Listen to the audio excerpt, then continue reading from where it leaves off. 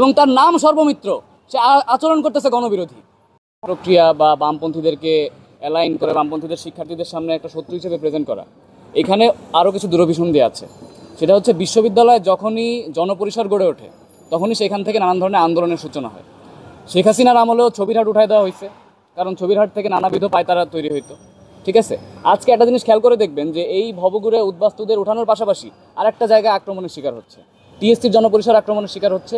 টিএসসির উল্টা পাশে ক্যাম্পাসের সাবেকটা একটা জায়গা নিয়ে বসেন, সেখানে কোনো ধরনের মাদক কারবারি হয় না, কিছুই হয় না, একদম আবদ্ধ একটা জায়গা, সেই জায়গাটার উপরে আক্রমণ আসতেছে। এখন এই ওখানে সাংবাদিকরা বসে, আপনারা জানেন।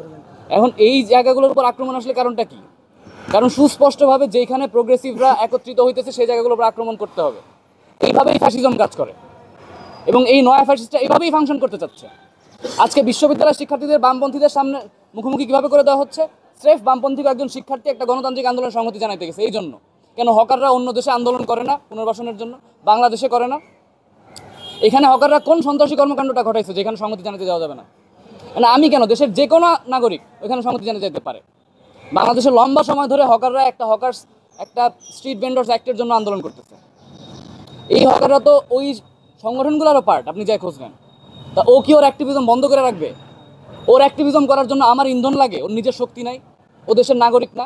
আপনারাই শুধু শিক্ষার্থী, ডাকসুন নেতারাই সব কিছু বোঝে, হকাররা কিছু বোঝে না। ওই যে সর্বমিত্র যেমন বললো, লোকটা ভালো, আমি তাকে পছন্দ করি, খুব সুন্দর বাংলা বলেন, অসাধারণ বাংলা বলেন। আমি একজন বাঙালি হয়ে এত সুন্দর বাংলা বলতে পারি না, কিন্তু প্রবলেমটা কি? ওনারা এত পছন্দ করতাম, আজকে আইসা উনি শ্রেণী সংগ্রামের কটাক্ষ করতেছেন।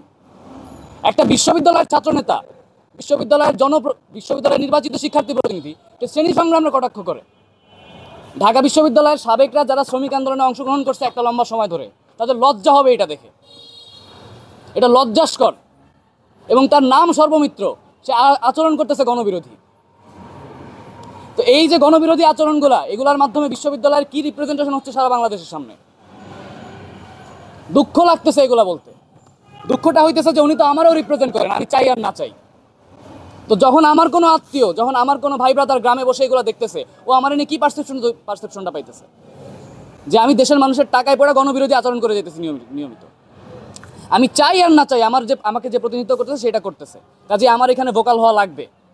এই যে নব্য ফ্যাসিবাদী আচরণ, এই জনপরিসর সংকোচনের পায়তারা, বামপন্থীদেরকে এক প্রকার অ্যানাহিলেট করার চেষ্টা করা, যেটা বিভিন্ন সময় আরও অনেক সরকার করছে, যেটা আওয়ামী লীগও আমাদের যেসব জনপরিসর ছিল সেগুলো সংকোচনের মাধ্যমে করছে, সেটা আরও একবার হইতেছে এবং সমস্যা আরও ঘনীভূত হইতেছে। এই সমস্যা শুধুমাত্র আমাদের না, জনপরিসর সংকোচনের কারণেই আজকে টিএসসিতে এই পরিমাণ ভিড় হয়।